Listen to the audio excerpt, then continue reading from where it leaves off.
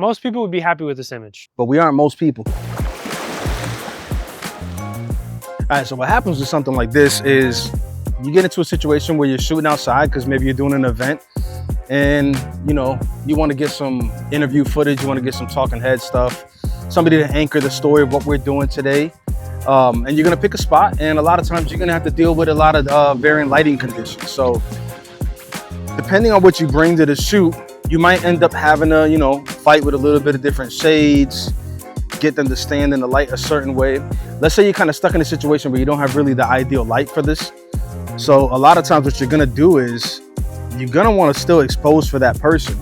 But what happens is if you try to get the background exposed the way you want to, that person disappears. You're not even seeing them anymore.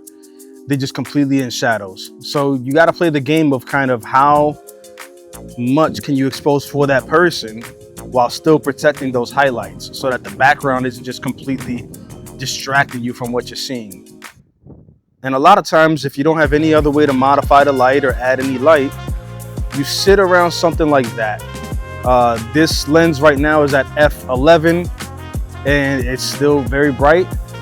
You can kind of get away with this depending on your deliverable. You can do some things in post to kind of help with the exposure. But really in camera, you probably sit somewhere around here to be able to still see the person exposed well enough and kind of protect those highlights. In my opinion, these highlights are still too bright. So what we would do in this situation is we'd bring a light. And most people would wonder, if you're shooting outside, why are you bringing lights? It's for stuff like this. So we're gonna bring over the 720 and we're outside. So I'm gonna crank this to 100. And already, man, he's looking way better exposed. And you can come down more. And now you've got like a nice happy medium exposure there. Now the background's still a little hot, but time of day and where the sun's at is gonna make a big difference. So this is already better exposed. Now you've got the lens at f16. So what that means is more things are gonna be in focus.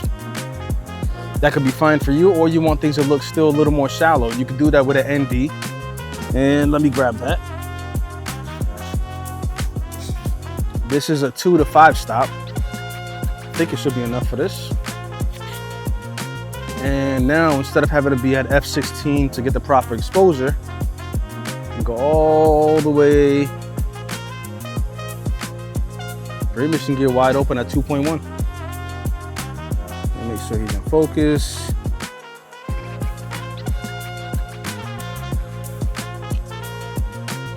Now you got something with shallow depth of field, exposed nicely.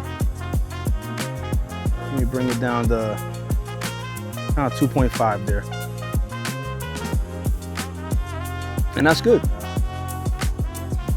So a lot of times, depending on your shoot, you're probably gonna say, I don't wanna bring all these lights, I don't wanna bring all this setup, but really it depends on the deliverable and how important the story is and what you want that to look like. That goes into your whole brand and how important it is for things to look across the board.